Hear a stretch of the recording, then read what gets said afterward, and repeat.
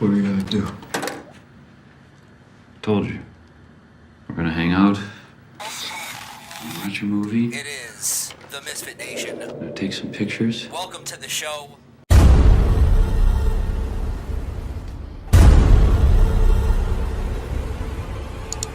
Let's get a cock drop. Another cock drop in the comment box. Cock drop. Let's go.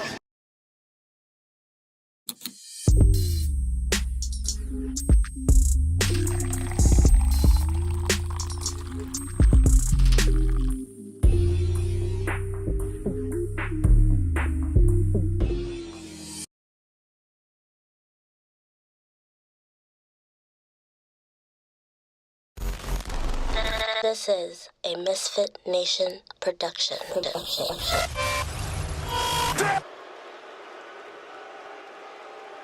want to be a friend of the cartel? Ladies and gentlemen, making their way to the studio, they are the most dangerous podcast in sports entertainment. Krishan the Don and Wunda from Kayfabe Kartel. You're staying. You belong to the cartel now.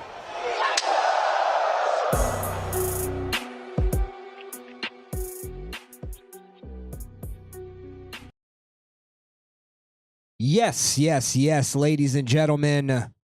I am here. Krishan the Don. This is the Kayfabe Kartel.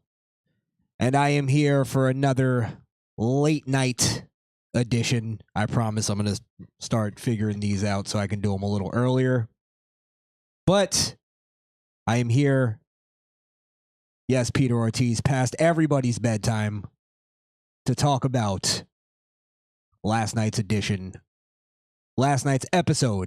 of WWE Monday Night Raw. All right. Well, I'll just get right into it since it's fucking late. It's an ungodly hour, right? Who says you can't stream in the middle of the night? All right. Let's get right to it. WWE Raw. Sorry, just trying to get my notes right here. Shout outs to everybody in the chat. I see you guys. Ricky Cornflakes. What's good? Peter Ortiz. What is good, my friend? And Mohammed Belhassin. Happy Tuesday from Mohammed. Appreciate all you guys. Let me know what you guys are thinking about this week's Raw. I almost said Raw is war. Don't you wish? Don't you wish? All right. So Raw opened up with this whole Judgment Day fiasco, the Judgment Day scandal. Rhea Ripley comes out to the ring. And basically Pat McAfee is trying to sell us this. And it's funny because I think WWE recognized their problem with this whole storyline, and it's something that I pointed out when this all on SummerSlam actually, is that the idea that Rhea Ripley is the babyface here is laughable in my world anyway. And I've been talking about an ideological divide that's been going on in wrestling. Really, it's been going on in the world, and it's just seeped into everything, every aspect of our life.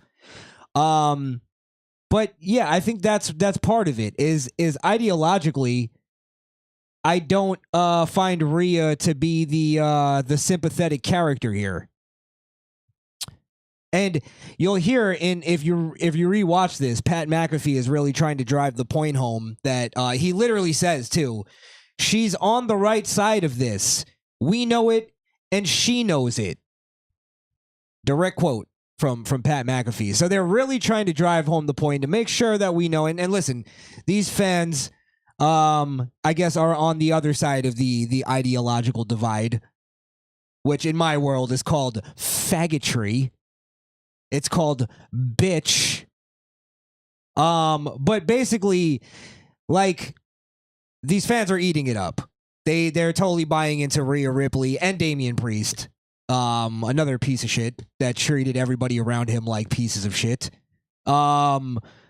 as the sympathetic characters here. And I'm just not buying it. And I think WWE even knows it. And WWE knows that Rhea and Damian aren't on the right side of this. So they sort of have to gaslight the fans through Pat McAfee by straight up telling us she's on the right side of this. But yeah, she comes out and cuts a promo where she's saying, and again, this is where it just doesn't make sense to me. It's like we're trying to fucking wash away the entire relationship that they had, Rhea and Dom, where she's going, she opens her promo more or less with, when Dom turned on me, kissed Liv, I felt embarrassment and heartbreak.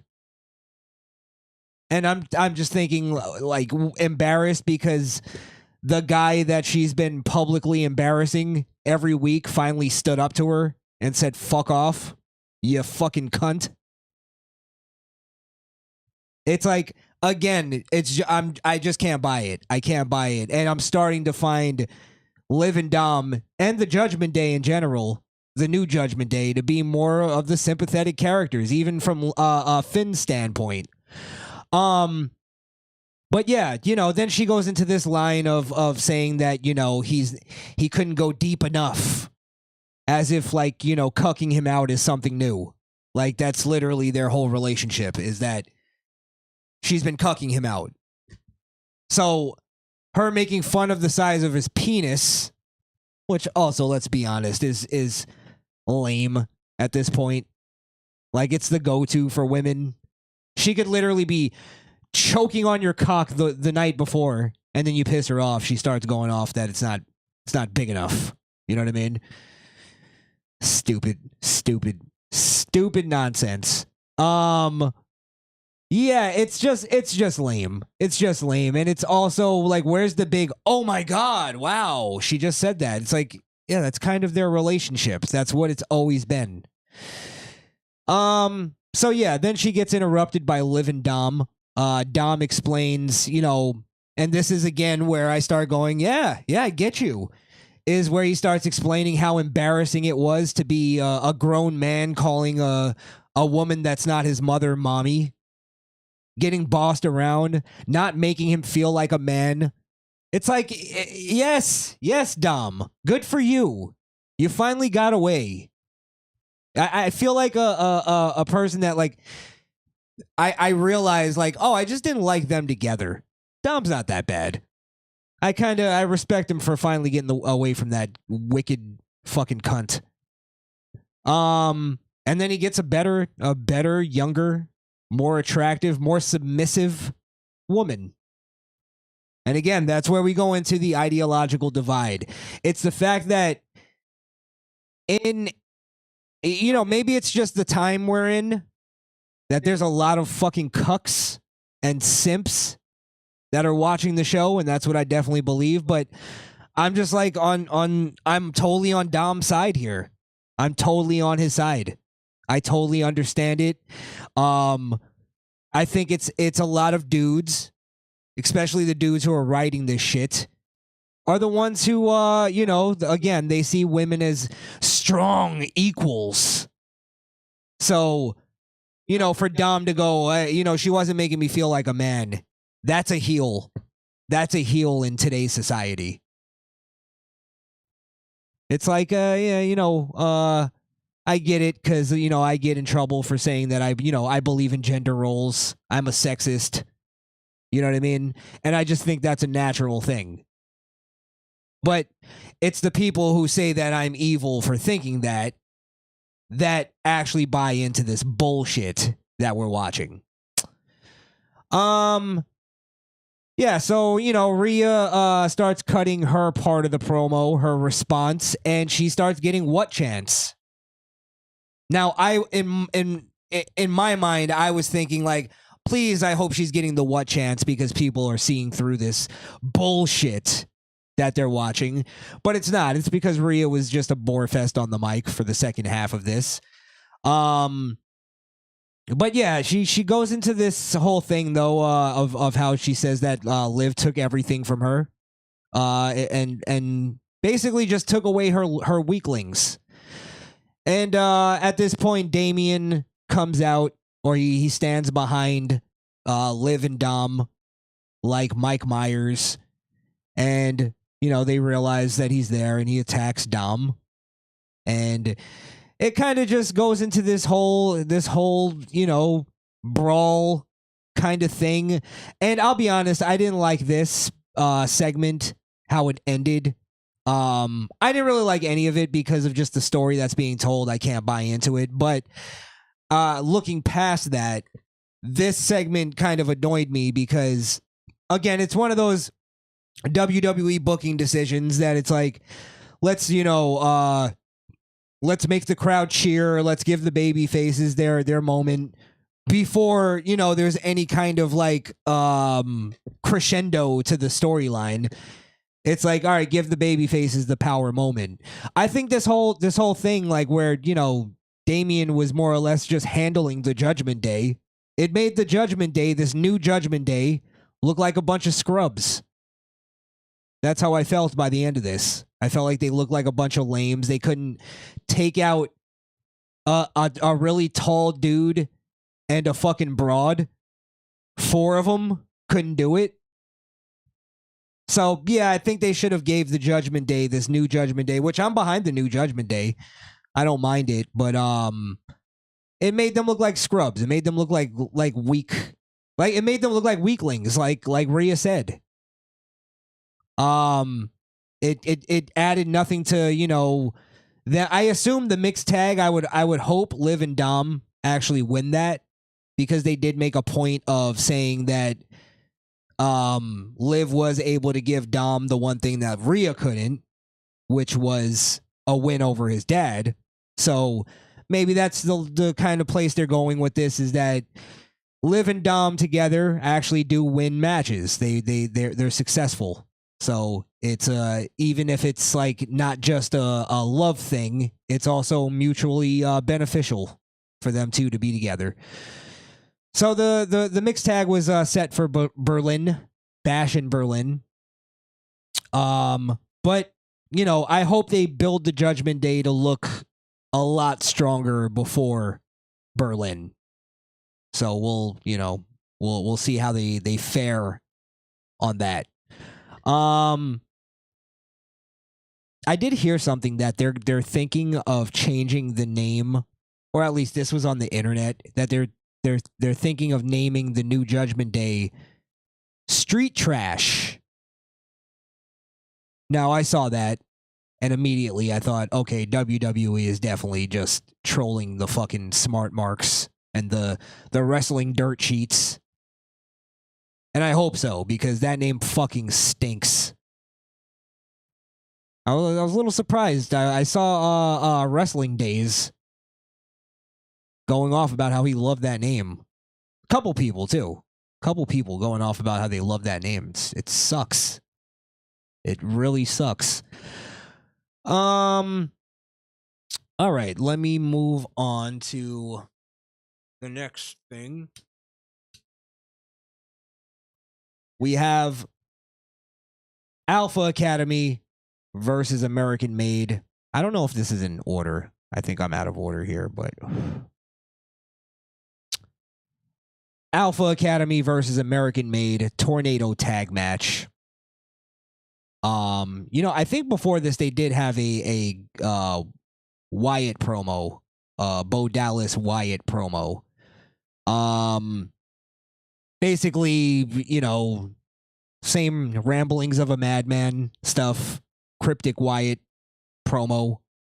More or less, I think the promo, the point of the promo was to, I guess show that Bo's purpose is more or less to continue Bray's work, whatever the work is, I assume, in storyline is what I'm questioning, because obviously in real life continuing his work means continuing his storyline and his legacy, more or less. But it's basically a double entendre, I believe, of in storyline continuing his work means continuing his cult teachings or whatever the fuck, wherever the fuck Bray was going with his whole thing. But yeah, as far as cryptic Wyatt promos, if you want breakdowns, I don't do that. Go watch Wrestling Days. He's the Wyatt breakdown, cryptic Wyatt promo breakdown guy. He's really made a niche for himself. I'm not going after Wrestling Days. I know I brought him up twice here. I actually love the guy. Shout outs to Wrestling Days. That was a legit promo. But yeah, we get into then Alpha Academy versus American Made Tornado Tag. Before this, there is a little backstage promo interaction between Ivy Nile and Maxine of the Alpha Academy. Where Ivy Nile basically gives her, extends her the offer of like, hey, I don't know about the other two guys, but maybe I could talk to Chad, get you in. Which, probably wasn't going to happen. But Maxine, very strong, taking her strong stance. I'm staying with my family. Again, very, very, very strategic with how they're using that word, family. So I think there's definitely a continuation because Chad Gable also cut a promo before the match actually happened, where he was at the Olympics, where he says he's there recruiting. So even Michael Cole, because I thought this immediately, is he bringing in a new member of his crew? I thought maybe Gable Stevens, because Gable Stevens has been sort of doing dark matches and kind of been sidelined. So I don't think his growth has been how they wanted it to be, but maybe stick him in that group, see what happens. But yeah, Chad Gable cut his promo, and he even says he's not done with the Wyatts. Obviously, he lost, but he's not done with the Wyatts. So this whole thing of Alpha Academy, Wyatt family, or Wyatt 6, and Chad Gable and American Made, it's all still, it's all still going. All the hooks are still in the water. I still stand by that this isn't the end of Alpha Academy and Chad Gable. I won't go into my explanation. I've done it way too many times. Go listen to my past videos on all of that. That's how you got to start promoting. But yeah, basically says he's not done with the Wyatt 6, and that story will continue between Chad Gable, American Made, and the Wyatt 6. And Alpha Academy is my theory. But yeah, they basically had a match, a tornado tag. I was more or less bored through most of it. There was basically the end kind of picked up a lot, where it started to feel like, holy shit, this is like something special for a second. But yeah. Basically, there's this huge superplex where Otis fucking lands on the top of his head, more or less. I thought, he was actually injured, but, Otis seems to be a fucking tough dude, durable guy. And then right after, Tozawa goes for the senton and lands right on Otis. So he takes a double stiff shot. But yeah, the Creed brothers basically win the match after Ivy Nile attacks Maxine outside. Which, you kind of saw coming after their little backstage promo, where Maxine turned her down. You could tell Ivy Nile was a little put off by that. So yeah, that's all still continuing, more or less, just continuation of that storyline. It was all right. It was an all right match. I always like tornado tags over regular tag matches, but I feel like this match was a little like lackluster, I guess. It didn't really pick up until the end of the match, and a lot of that was because of there was the botches. But they were kind of cool botches. They weren't like, they didn't fuck up the match or take me out of the suspension of disbelief. They were Otis actually kind of getting hurt. So, so-so segment, so-so match.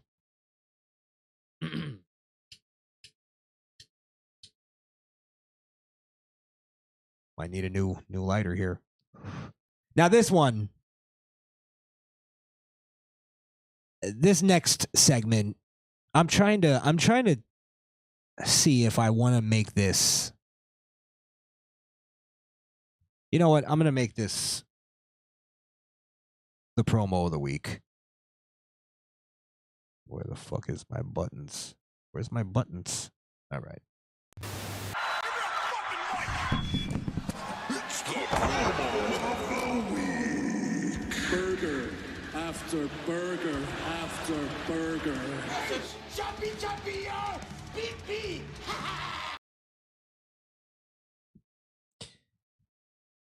All right, this week's promo of the week is promo of the week for not a good reason.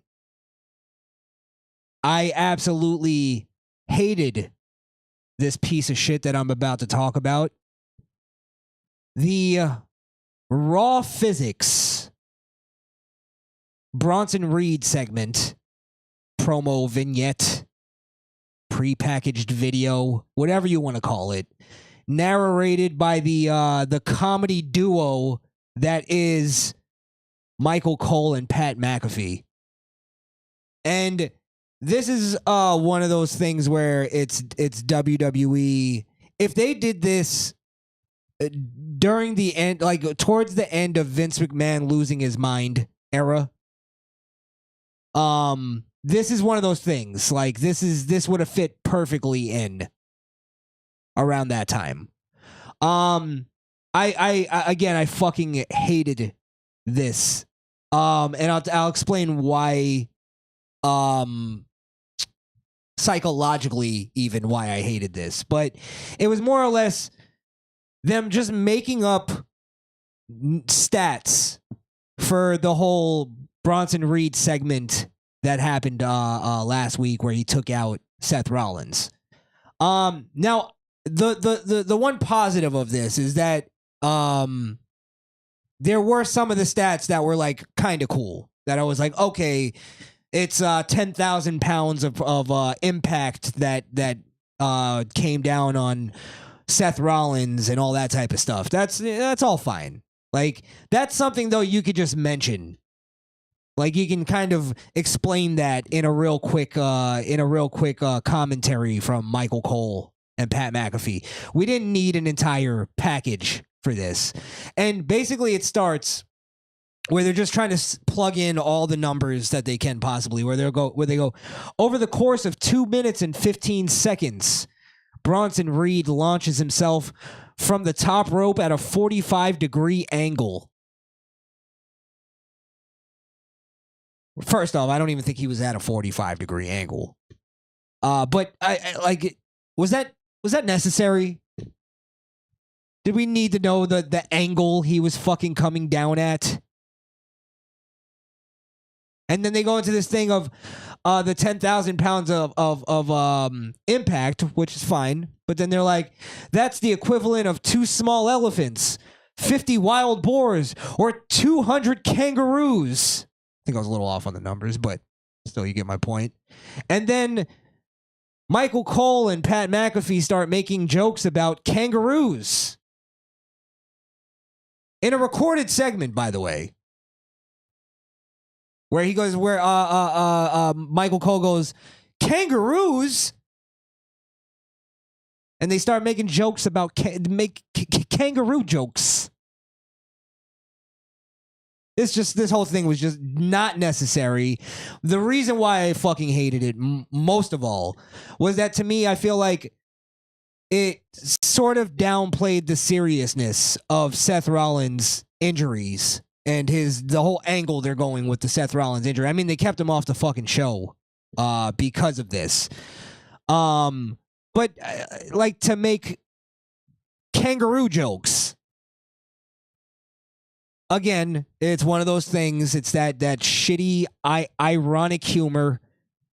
That nerd humor.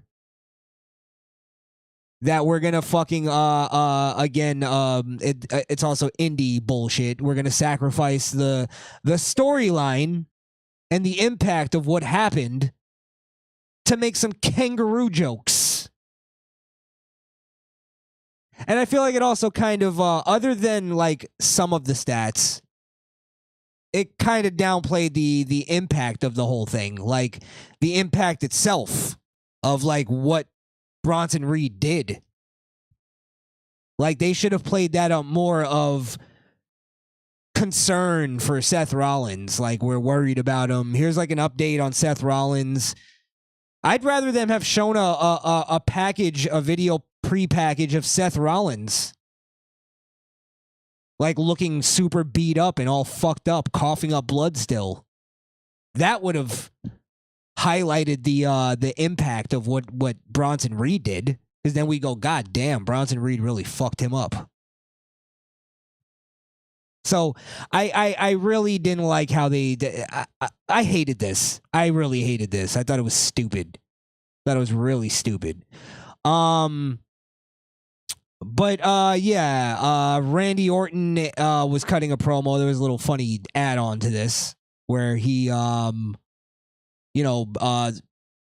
Truth is in the back. R-Truth is basically telling Miz he's got him a match. I think he said against Braun Breaker. I'm not sure. I can't remember the name.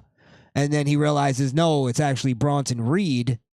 And Miz gets all scared and nervous, and he's like, how the fuck am I going to beat Bronson Reed? And then it was a funny moment where Truth and RKO, where Truth and Randy Orton started like sort of psyching up the Miz to face Bronson Reed. And the Miz is all fucking psyched, and he runs out. And then Truth goes to Randy Orton. He goes, you think he really has a chance? And Randy just like looks at him and he sighs and rolls his eyes and he goes, come on. And then fucking walks away. It was pretty funny. I watched it like fucking 5 times. It made me laugh. I don't know if anybody else thought that was funny, but yeah. So that was the promo of the week. And it was a bad promo.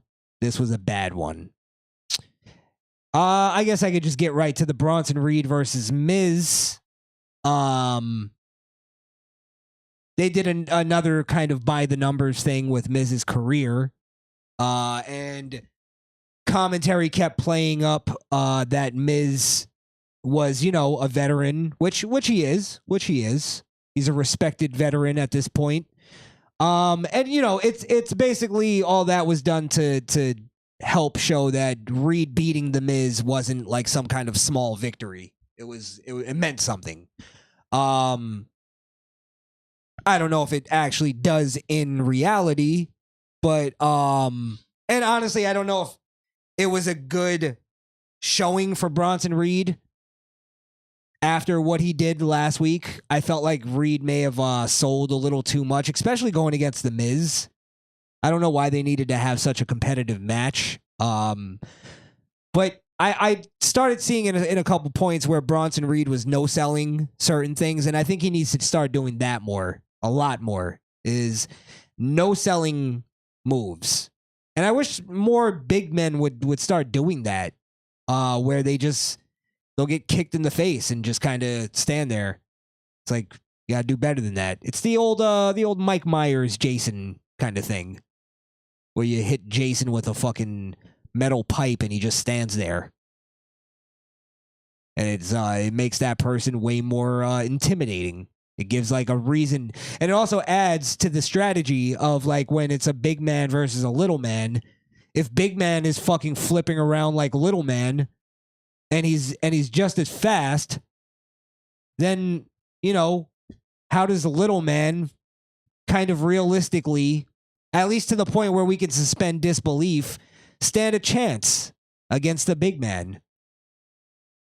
So, yeah, I think he should just be no-selling a little bit more. Yeah. I thought the end, sorry, I almost missed the end there. Well, before I get to the end, I don't think that match, I just want to stress that one more time. I don't think the match was what it should have been for him not coming back, but his returning week after he takes out one of the biggest stars on Raw and in the business, to be honest. He should have really just demolished The Miz, to be honest. But after the match, I thought was really great because he takes out R-Truth and does the same exact thing. And basically does I don't think he did 6 like he did to Seth Rollins, and Truth wasn't coughing up blood or anything like that. But yeah, he basically takes out R-Truth, who's, one of the biggest fan favorites. People call him a national treasure. People love R-Truth, but here's the thing is the fans, when Truth was getting demolished, the fans were chanting one more time. The fans that love R-Truth were like ready to sacrifice him to the new monster. Fans are fickle as fuck. That's what Daniel Bryan told us. He was right. But yeah, I don't know if that's the response they necessarily wanted, but it's a good response either way. It means the fans love what they're doing with Bronson Reed, and it's like, look what 2 weeks of good booking can do. I don't think people gave a fuck about this guy 2 weeks ago. Now they're screaming one more time, please. And then when he gets pulled away where he can't do it, the fans are booing. So what they're doing with Bronson Reed is fucking great. It's one of those instant like push to the top, out of nowhere things that I really like. I love mostly that it's just from out of nowhere. Like, I didn't see this coming at all. Bronson Reed just like sort of now almost maybe being sort of the I don't want to say the legend killer, because I don't know if Seth Rollins is a legend, but sort of a star killer. Gonna take out all these people that we love. But people are liking the splash off the top, the attack that he's doing. I love it. I think it's great. And we'll leave it at that. Bronson Reed finally getting over. Let's see. Speaking of Randy Orton comes out to cut a promo against Gunther. Because Randy Orton's going to get his, not rematch, but I guess a rematch, because he technically didn't lose the King of the Ring. So this will be the final end-all be-all here between Randy and Gunther. Maybe not the final match, but it'll be the deciding match. Randy Orton gets a couple lines in, and then Gunther comes out and basically talks about, he interrupts Randy Orton and then talks about how Randy Orton wasted all his great potential, and that's more or less what he said. He didn't really, and that was my problem with this, is after the whole Damian street trash thing and the going deep on Damian Priest, I felt like Gunther should have cut a little deeper on Randy on this one. Because Randy even starts going in on how he made a lot of mistakes and he's become a better man. And, I actually believe that. I actually believe Randy's sort of made a change in his life. You could kind of even see it. You can just like genuinely see it in him. But he, brings up his kids. He brings up how fatherhood's kind of changed him. He's got a beautiful wife, beautiful family, and that he's done pretty well for himself. He didn't waste anything. And I feel like Gunther should have really dug deeper on this promo. And there's a lot to go with on that. Now, I don't know if WWE or Randy Orton didn't want to highlight all of his mistakes. But they could have done it in a tasteful way if that's what they were worried about. I don't know who made that call, or if Gunther just, he had the choice to come up with his own promo, which I'm not 100% sure that happens anymore. But he just didn't have the balls or just didn't have the thought to go that deep. Or maybe he's saving it. Maybe he's gonna. Maybe this is just scratching the surface. They got another week. They got the go home. So we'll see. But yeah, I mean, they could have got into, Randy Orton's, he had a lot of attitude problems kind of growing up in the business and becoming famous very young. I think he had some wellness test fails, smoking weed, all that stuff. I'm pretty sure he's probably still smoking weed, but it's legal now. It doesn't, they don't test that on the wellness test in WWE. Thanks to Randy Orton, actually. Thanks to Randy Orton and, what's the fucking guy's name? Matt Riddle. But yeah, I like the part where, Randy Orton says he did it the American way. He did it his way. Yeah, he kind of fucked up. He's flawed.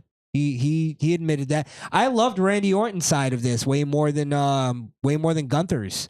I felt like Randy Orton almost over defended it. He should have waited till Gunther dug a little deeper, because this promo, it seemed a little lopsided. But I like that he brought up that he did it the American way, because it's bringing up the the old school wrestling trope, the white meat USA babyface versus the foreign heel.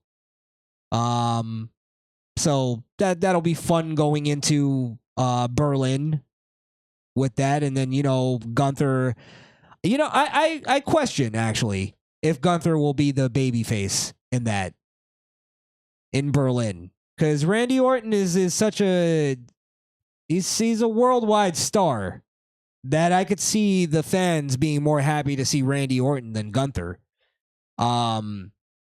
So who knows if they cheer Gunther, if it's going to be a Scotland Drew McIntyre kind of thing. But Germany tends to love our entertainment. That's what I noticed, especially working in entertainment. I noticed Germany eats our entertainment up, even the shitty stuff. They love it all. Literally that too. But yeah, basically, Gunther, the only place where he cuts deep is where he brings up his dad and his grandfather and how they were screw ups too and stuff like that. But I just felt like the whole thing could have been a lot stronger. A lot stronger from Gunther.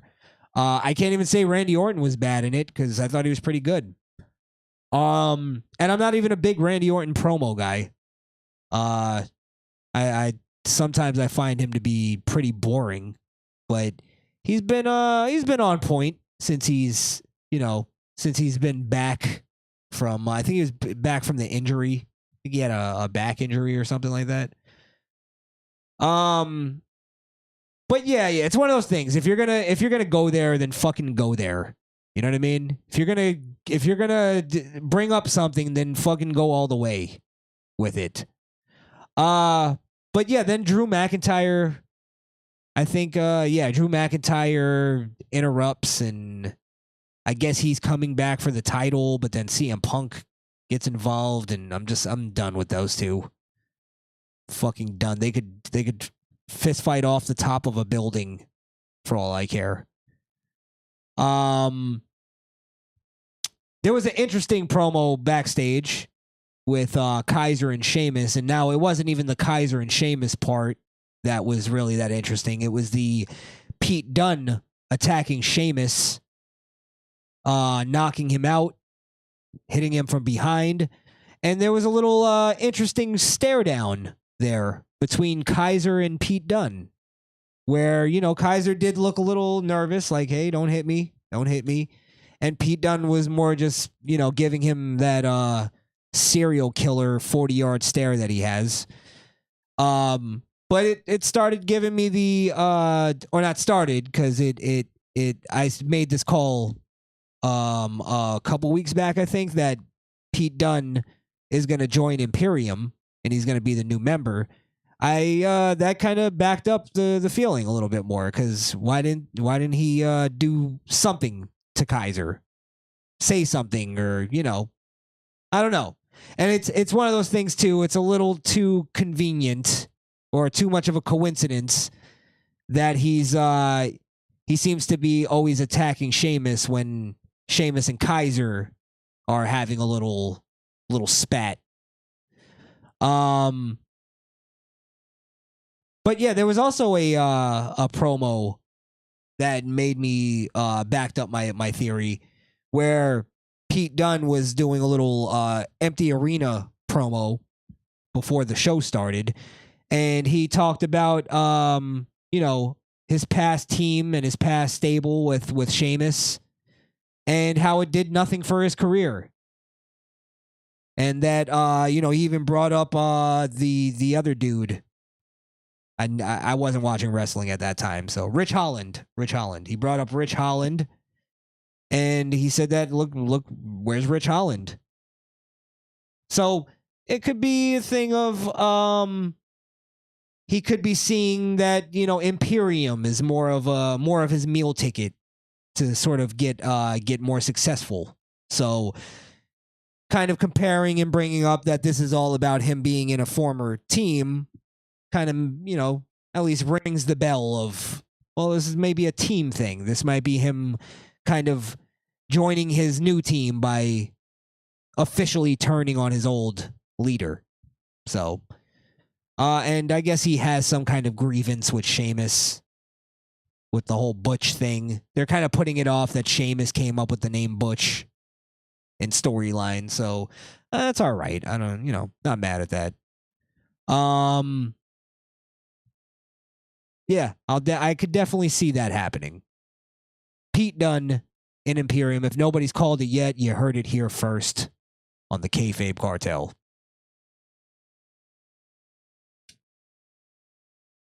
I see Muhammad agreeing, and maybe it's very much possible, says Muhammad. Let's see. Peter Ortiz, did you see Pure Fusion Collective? No. I don't even know what that is, I'll be honest.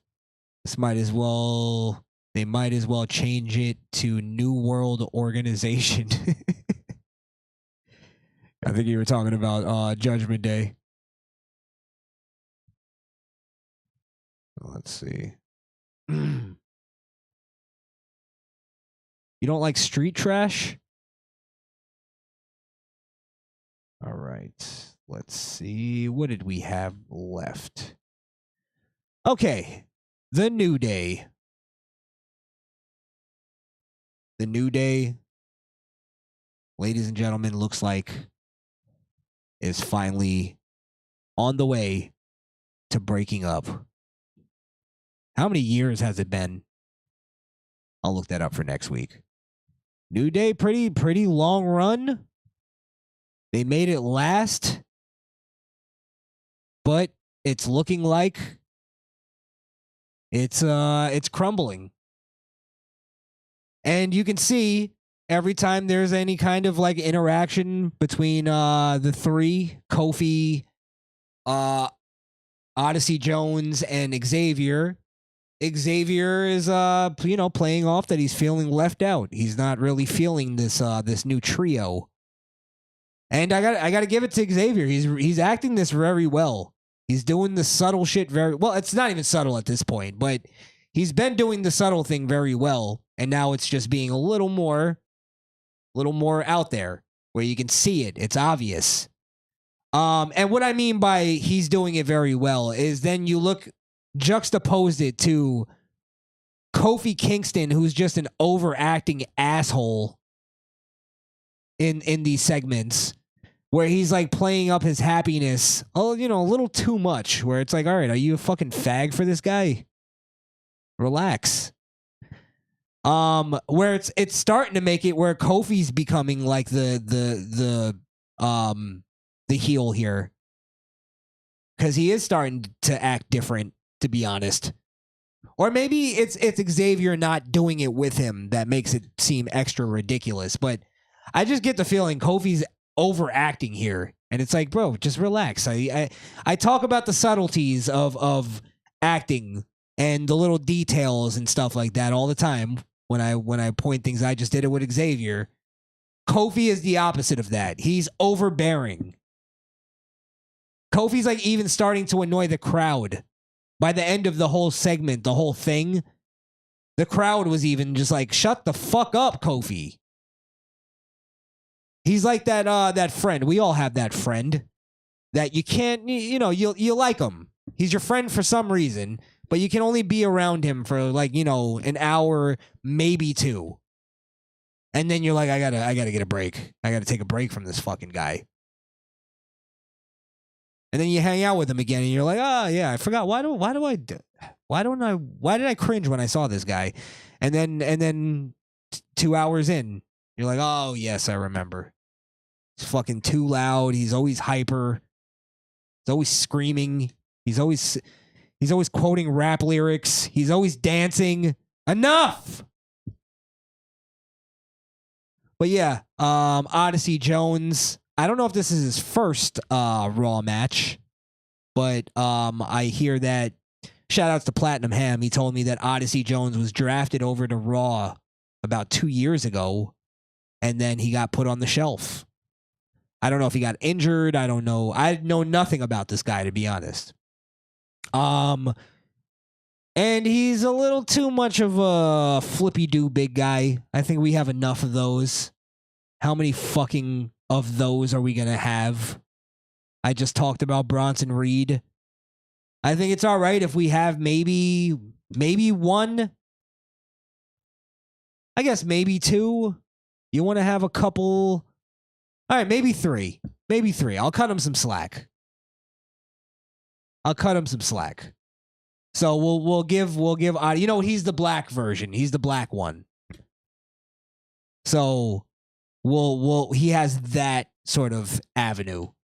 But yeah, Odyssey Jones wins. He wins a match, against some jobber, I guess.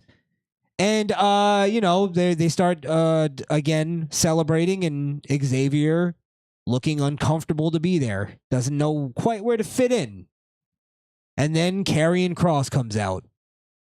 And Karrion Kross cut a pretty okay promo. It's okay. But more or less he was saying that, he sees what Kofi's trying to do. He's trying to replace Odyssey Jones, or replace Big E with Odyssey Jones. And then he kind of insinuates, actually, you know what? He's replacing you with Odyssey Jones. Now, the whole time that Karrion Kross is talking, it's funny because Xavier sort of had this look on his face where he kept kind of like looking over to Kofi, almost like Kofi got caught.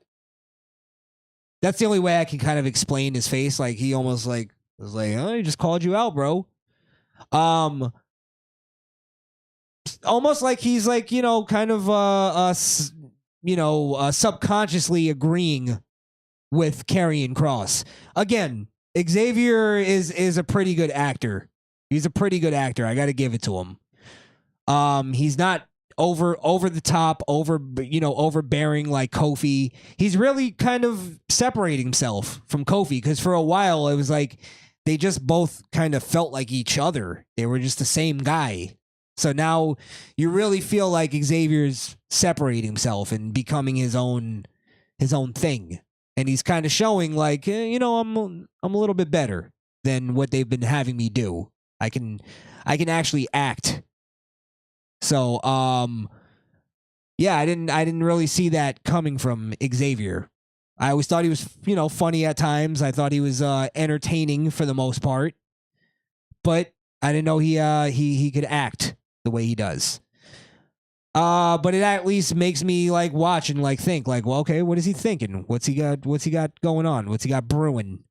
But then there was this point where Xavier kind of like starts talking as if he's like letting Kofi off the hook here. Where he's like, no, that's not what it is. And then he's getting ready to challenge Karrion Kross to a tag team match, but Kofi grabs the mic from Xavier And there's that quick moment where Xavier looks like, what the fuck are you doing? And Kofi changes it to a 3-man with Odyssey Jones, and I guess what he's trying to be make the New Day, the New Day. Odyssey Jones, Xavier, and Kofi will now have a 3-man tag match against whatever members. I guess Karrion Kross and 2 members, maybe AOP, obviously, right? And AOP. I think that's all that's in the fucking group. What are they gonna have? Paul Ellering jump in. But yeah. The Final Testament will take on Xavier, Kofi, and Odyssey Jones next week. And we'll see. Maybe there'll be more of an implosion. Maybe I guess if I can predict anything, they'll lose the match, Xavier and Kofi and Odyssey. And there'll be some kind of little shoving thing or some kind of showing of dissension between Kofi and Xavier. Maybe Xavier does the thing where he kind of walks off a little frustrated, and then Kofi's walking by and I'm like, "Come on, man, what's the problem?" So, that'll be my prediction for this. It won't be a quick turning on Kofi. I don't think. It won't be a sudden turn. All right, let's get to the final match here. We had Braun Breaker versus Sami Zayn, 2 out of 3 falls for the Intercontinental Championship. The rematch. Braun Breaker basically cuts a promo on the way to Gorilla. I don't know what we'll call these. Pre-entrance promos. Pre-entrance promos sounds good. But yeah, I thought Braun cut a pretty good promo. Sometimes I could see, you can almost see in his eyes, or you can even like feel where he's like hesitating a little bit, like where he sounds like he's a little nervous. Almost like you can tell he still like has that thing where he's trying to remember his next line. Like, so he's like, as he's saying his line, he's thinking of his next line. And that could be also the fact that they fucking script these guys way too much. But I still get the feeling that sometimes you can see that in Braun Breaker. Maybe it's the still some kind of nervousness of being on the main card. I'm not saying it's like so bad or it's like it ruins his promos or anything, but it's in this kind of promo, maybe because he hasn't done something like this before, it's new. You could see there was a little bit of like nervousness in some of the lines that he was saying, but he got it together and he cut a pretty decent promo. It was more or less him saying, "Listen, I'm a badass. I'm here to fucking wreck shit." Yeah, so as soon as he gets past that little thing of nervousness, he's gonna be really good. He'll be really good on the promos. And I heard he was really good. I didn't watch a lot of it in NXT. But sometimes those guys get comfortable in front of that NXT. I think all the time they get comfortable in front of that NXT crowd. So yeah, they're comfortable there. But then when they get in front of, the main roster crowd and they know a bigger chunk of the world is watching, it's a little bit more pressure. So I do got to say, because I was criticizing before that I didn't hear any dogs barking, and I'm still not buying. I'm still believing that people were gaslighting me because I didn't hear dogs barking before. Not as much as I hear now. You hear most of the arena is barking at this point. At least that night, or they mic'd it like crazy. A lot of people say piped in stuff. I don't like to just throw that out there. I usually only do that if I could tell for sure it's piped in. But yeah, I think the dogs were definitely barking. I was wondering with these pre-entrance promos, I get the feeling that I think they might be doing it a little too much. Like, I don't know if we need it every single show. I don't know if we need every show for somebody to do it. I think it would be more cool if they did it, you know, here and there.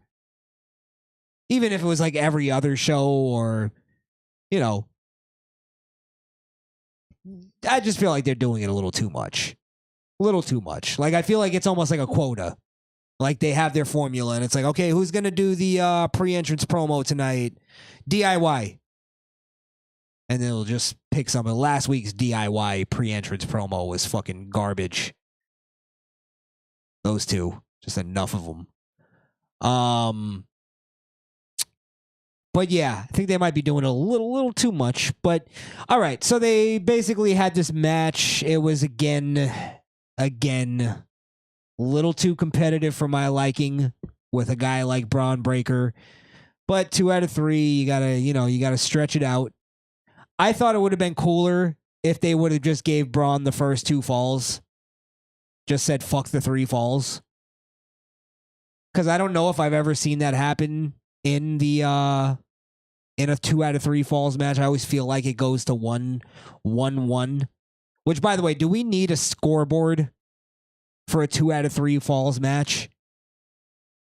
We get it, 1-1. Why do we need a graphic of a scoreboard? All right, now I'm nitpicking, but I felt like the graphic was a little much, a little unnecessary. It's like I think we could keep track of a 2 out of 3 falls match, guys. There was a really cool spot. Sammy got the first fall, by the way. But there was a really cool spot where Sammy does a moonsault off of the what do you call it? I'm drawing a fucking blank. The barricade. And Braun Breaker catches him right on his shoulder. A little sloppy, but again, that's one of those things.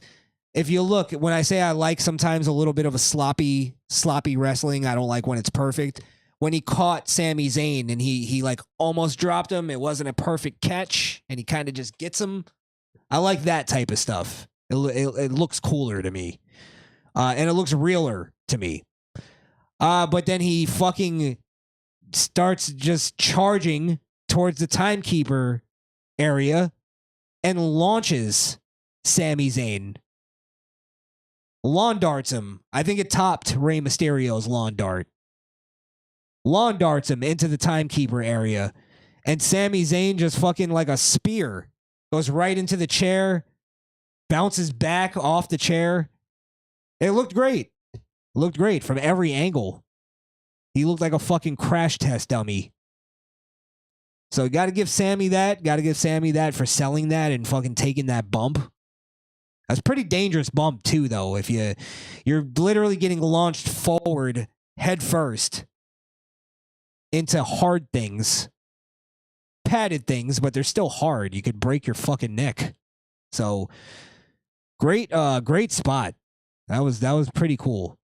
But yeah, then Braun, more or less, they have their match. It's like again, too competitive for me for Braun. I thought Braun should have I thought what they should have done is one of two things. Either have Braun just win the 2 falls, or they should have just had Braun win the second fall and then play with Sami Zayn for the last fall.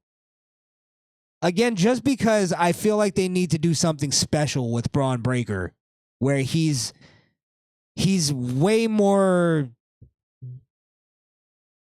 dominant. And I think he had enough matches with Sammy where it's like they could do this. It's like fine. Like Sammy's more or less about to be floundering. I think he's going into a tag team with Jey Uso. Probably get added back to the Bloodline storyline at some point. I think Sami Zayn's definitely going to be a part of that. The Bloodline Civil War. Especially now because he has shit to do. But yeah, I think they're going to definitely put him with I think they have a match already scheduled, but they're going to probably win the tag titles. And start sort of pushing towards the reunion of the Bloodline, the OG Bloodline. Because they should be start doing that by now. Or maybe after Berlin. We'll see. But yeah, listen, I'm not going to be too hard on this because, it still was a big win for Braun Breaker, and him being in the main event as the Intercontinental Champion. Big win on sort of a streak now. I'm not going to say he's on a streak, but at least he's on a streak as far as even his booking. He's like, he's doing all right. I can't, other than the criticisms I already gave. And I would hope at least his next opponent, maybe he's a little bit more dominant. Because I think if Braun is too competitive in some of these matches, it's going to start taking away from his character, I feel. But that was good. Good main event. Held me at least. Started dragging in the middle, but that good spot there. That one spot that I talked about, I liked it. I think it should be one of those spots they show whenever they're trying to do like an Extreme Rules or something. They'll replay that. Okay. Well, that was more or less Raw. Sans women's wrestling. Speaking of which, did you see they're bringing up a women? They're having a women's speed championship, which I thought was kind of ironic, because it's one of those moves of all right, well, the men have a speed championship, so we have to have a speed championship too. It's anything men can do, women can do better. But I think it's kind of ironic because their whole gripe with the women's revolution and we need more women's wrestling, which that's been a fucking success, huh? Their entire gripe was that they only let the women wrestle for 3 minutes on the show. And it's like, all right, well, now I guess they fought for equality, so now they're fighting for 3 minutes on, Twitter. It's like, all right, that means a lot. It doesn't mean shit with the men. Do you think the women are going to do any better? Fucking just waste of time. Supplemented fucking entertainment. It's there for the sake of being there. The sake of politics. The fucking title doesn't mean shit with men. It's not even canon. They don't even talk about it on TV. I don't even know who the speed champion is. How many has there been? I just know Ricochet. Look what that did for his career. All right.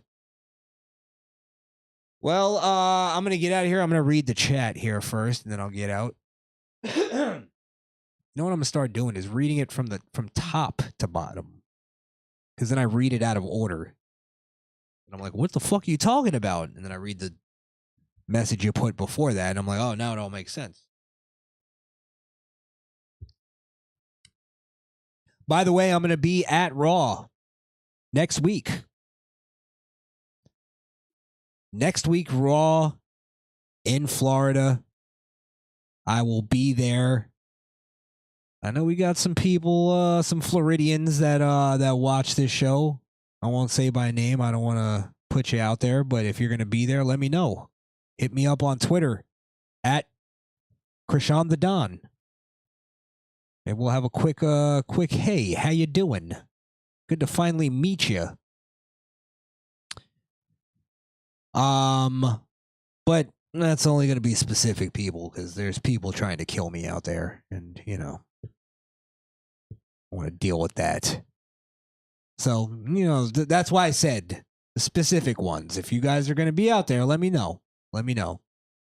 And if you're one of those specific ones, I'll answer you back on Twitter. All right, so let's see. We have Muhammad. Shout out to you, my friend, giving us his message of positivity. I can't put it on the screen anymore because I'm using this different program. I'll find a way. There's always a way to do that stuff. Peter Ortiz, longtime listener of the Misfit Nation and Kayfabe Kartel. I think he's there from the beginning, more or less. Ricky Cornflakes, returning viewer. Shout out to you. Let's see. Mohammed Belhassin, do you think CM Punk and Drew McIntyre should end their feud once and for all at Bad Blood? Yeah, I guess that would make sense. Even the title of the pay-per-view kind of goes with it. Unless they're gonna have a special kind of match, like a last man standing or even a Hell in the Cell. I don't know if they've had a Hell in the Cell for a while, but something special to, make this mean or make it not even mean something. Make it well, you need a big match for the blow off of their feud anyway. So I'd say yeah. I just want it to be over and done with, because I do want to see Punk go on to face somebody else. I actually want to see Drew go on to fucking do something else too. I actually want to see if this has all been a fluke and if Drew can actually maintain being entertaining without Punk. Because I feel like Drew's been pretty good in this back and forth in the promo battles, and not every segment and not every week has he been entertaining, but I feel like he's been the most entertaining he's ever been. Let's put it that way. He's actually entertaining now on some level. Back in the day, I would literally, that would always be my tap out moment, Drew McIntyre. Anytime I would hear those fucking bagpipes.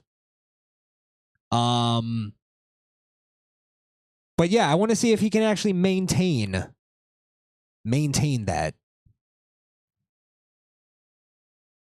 Let's see. Maintain that without Punk.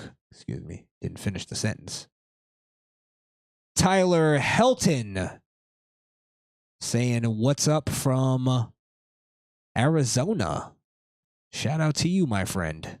That makes sense. You're over on the west side, the west coast. Not the coast, but you're on the west. So you're in a different time zone. I guess it's like getting late night over there. You're getting close.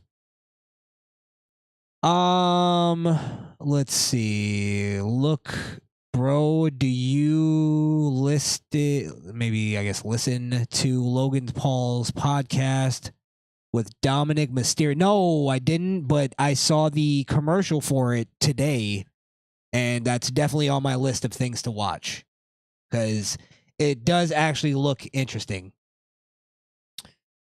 Look, I'm a Dominic Mysterio fan. I think Dominic Mysterio is future champion 100%. I've been saying this for a long time. Dominic Mysterio is the best heel in the business right now. He's the most hated man in the business, and he's doing that. He's doing that on his own. He's just hateable. I like Dom. I like Dom as well. And I said I'm with him actually in storyline. I'm glad he got away from. If Dominic Mysterio was my friend and he was with Rhea Ripley, I'd be pulling him aside. I'm like, come on, what are you doing, dude? Let this fucking bitch go. She treats you like garbage. She's cucking you out. She embarrasses you in front of everybody. It's embarrassing to us as your friend. Enough. Let's get rid of her. And then when he finally does break up with her, you try not to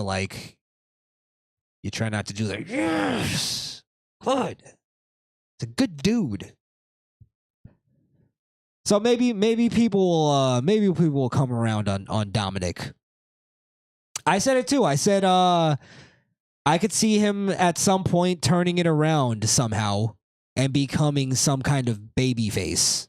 I don't know how it's going to be done, but people can only hate you in mass for so long before they eventually start kind of turning, the pendulum swings the other way. And people start to kind of go, you know what, I love hating him now.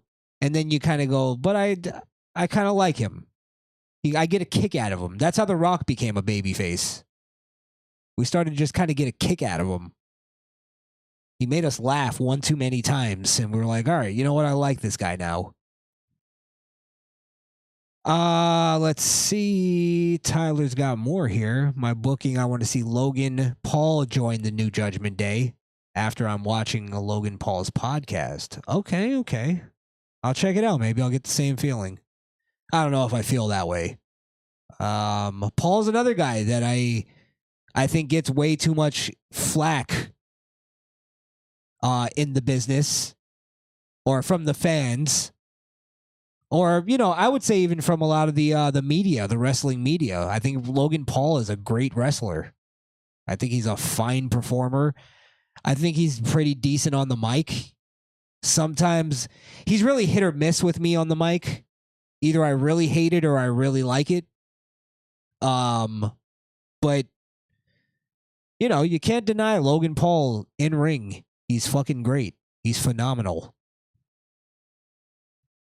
Continuing Tyler's messages here. I think WWE push Braun Breaker versus Jacob Fatu for the championship. It's going to be fire.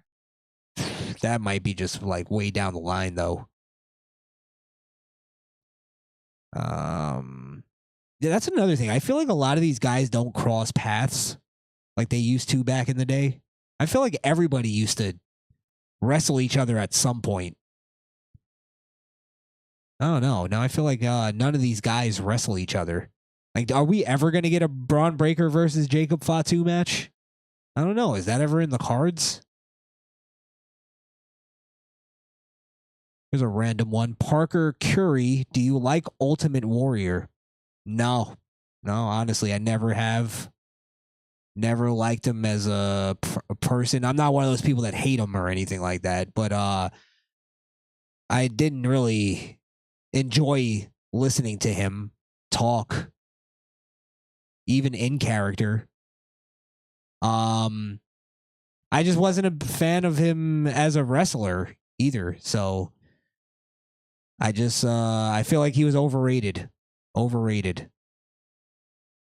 I guess it worked in that time. 80s comic book era. But I feel like it was a character that wasn't able to cross over.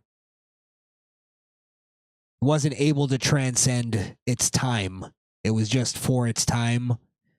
I honestly look back and I don't understand how it took off at that. It's one of those things. I guess you had to live in that time. I did, though, growing up, have one of those wrestling buddies. It was one of those stuffed wrestlers, and it was the Ultimate Warrior. So he was a part of my childhood, and I used to love that thing. I used to carry it around everywhere I went. It was this big wrestle buddy. You'd wrestle it. And I used to actually wrestle it. It was like my favorite toy for years as a kid. And I had some Hogan. I had some Warrior action figures that were sort of passed down to me at one point. But yeah, other than that, even when he came back in the 90s in WCW, I couldn't get into it. I was actually watching that pay-per-view that got cut off, where they didn't show the Warrior match, where I guess Hogan lit him on fire, I think. But yeah, I remember I was watching that pay-per-view. One of the few pay-per-views we actually ordered. Actually, my uncle ordered it because we hated WCW. But him and his kids love WCW. So we'd all get together when we'd order WWF pay-per-views. They'd all come over and we'd watch it together. But we'd always fight about which company was better. They were WCW, we were WWF. You see who won that war in the family, huh? But yeah, I remember they ordered that pay-per-view and it got cut off in the middle of the semi-main event. Yeah. So, do I like Rick Rude? I'm not going to go through all the wrestlers. Rick Rude, before my time.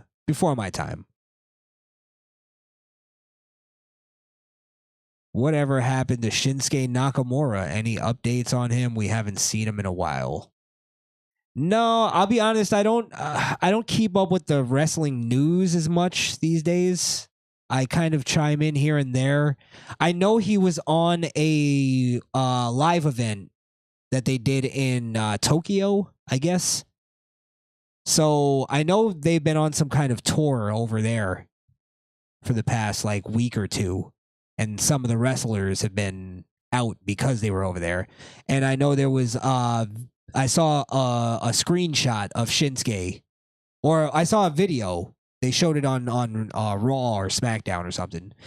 So Shinsuke is wrestling. He's just not on TV. I guess they don't know what to do with him. I said it. Shinsuke needs to learn how to speak English. He needs to learn how to cut a decent promo. Like I said, Americans, the way we like it is you cut a promo in English with a slight Japanese accent. We like that. It's endearing to us.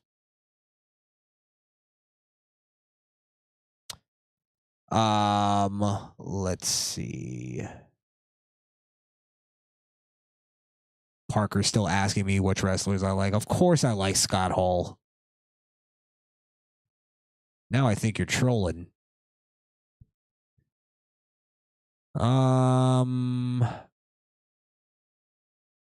Tyler, I'm born with autism.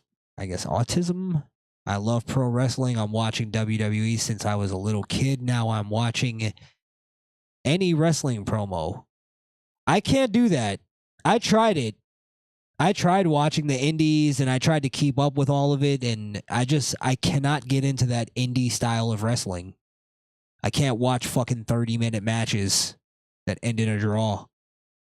And it's like there's no psychology or story to it. It's two men having a respectable match for the sake of competition. In a fake competition. It's fucking retarded. I can't deal with it. Yeah. I can't watch. I mean, I'll watch for instance, I'll see a good MJF promo or something like that. Somebody will tell me to check out a match in AEW, depending on who's in it and depending on what they're telling me to watch it for. I'll check it out, see some things. I looked up, Joe Hendry, for instance, watched a few TNA matches with him. So I can watch wrestling to sort of, just to watch it, but I think there's just so much entertainment these days. And when I was a kid, because I'm the same way, I was watching it since I was 4 years old, wrestling. So when I was a kid, it was literally it consumed my life. It was everything. I didn't watch anything else. Before wrestling, I watched the Power Rangers. And then once I found wrestling, it was fuck the Power Rangers. Everything is wrestling now. Wrestling video games, posters in my room, everything. I had merch in some cases. People always knew. Oh, what do we get? What do we get Krishan for his birthday? Wrestling. Whatever, something wrestling. That's all you need. So I was that kid. So now my entertainment taste has sort of expanded. So now I have a little less time for wrestling. I've been watching this show From on Prime. And I gotta admit, maybe I'll talk about it when I finish the season, because I have a few episodes left. So don't spoil it for me. If you guys are into hearing about TV shows or anything, I could do that too. But yeah, I'm just saying I watch other stuff now. You know what I mean? And then there was a time where I stopped watching wrestling. I would say when the Evolution took over Raw, more or less. The Triple H era. Kind of when Stone Cold retired. I kind of went out with him. And then I would chime in here and there, and then I started watching fully again when CM Punk cut his pipe bomb. I actually started watching originally because R-Truth was doing one of the greatest heel runs ever. And I caught the episode where he turned heel on John Morrison, and then he started doing the coming out dressed as a Confederate soldier and created the Little Jimmy character. He's talking about all the white kids and stuff that like John Cena. He basically became the character he is now, but now he's the babyface version. So yeah, that's more or less my wrestling kind of thing. So I started then, and I've been watching it ever since. Actually, I stopped watching during the pandemic. I couldn't do it without a crowd. Wrestling without a crowd sucks a dick. At least that version. WWE type of wrestling. It's so geared to live crowds that it sucks without them. So yeah, I stopped watching for those year and a half, 2 years even. And then I recently started rewatching or watching every show because of these reviews. But I think we started last year doing pretty consistent shows on wrestling. So I think last year, Bloodline storyline, that's what actually got me back in. Yep. All right. I think that's where I'll wrap it up here. Yes, I watched the Bray Wyatt documentary. I don't remember if we did a review on that. I have to go back and look. I want to send you on a wild goose chase, but yeah, if you look back on some of our old stuff on this channel, we've done some of the stuff you guys asked about. We've talked about. So, let's see. Only wrestling company I hate is AEW. Good man, Tyler. Good man. They have no storyline and storytelling. Tony Khan needs to fix it. Storytelling and storyline. So many titles. Yeah. And listen, there's a lot of wrestling in WWE wrestling that's that way. That's my whole gripe with Cody Rhodes. His whole title run.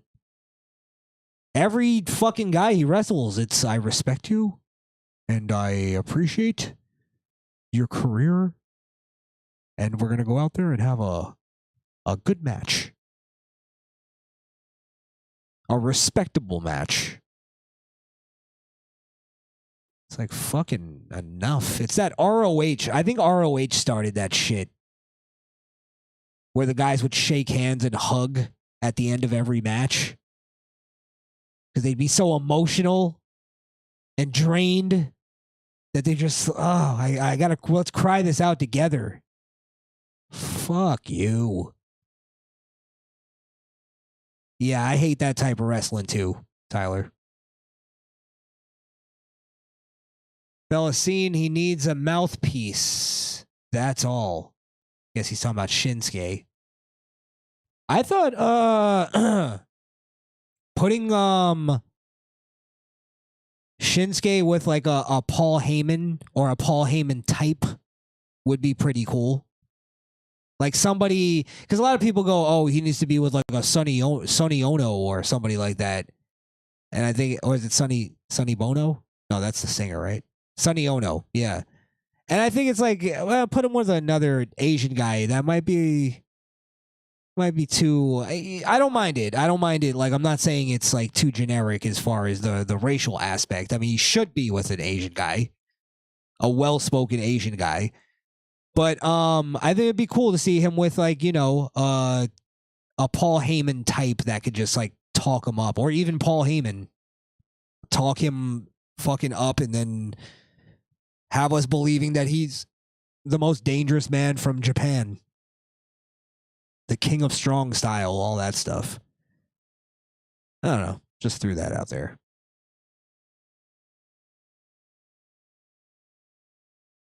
All right. Well, let me get out of here. I do, again, appreciate all of you folks for jumping in this late night. While you're here, go ahead and follow us at the Misfit Nation, at Misfit Nation. Over on YouTube, that's our main channel. If you want to check out our other discussion, our other talk. Obviously, you can follow me at Krishan the Don on X. Right here is the whole spelling. Gives you basically the direction to go and follow me. Yeah. Hit me up on X.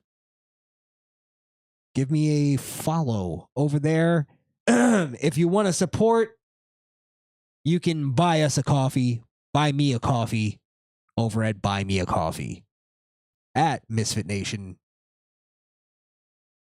If you can, if you have the means, go ahead and help us out.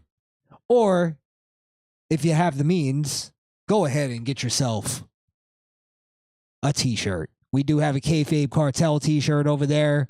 I'm going to be working on some new wrestling merchandise too.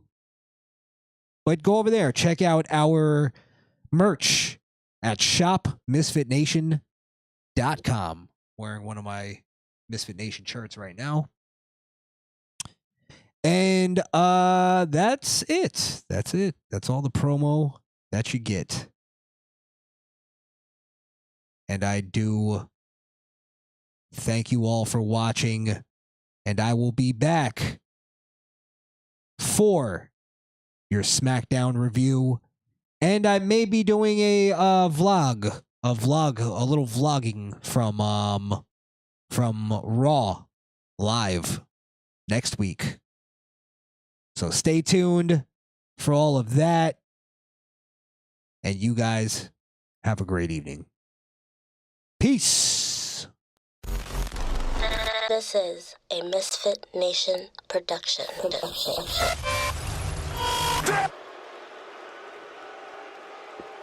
You want to be in front of the cartel? Ladies and gentlemen, making their way to the studio, they are the most dangerous podcast in sports entertainment.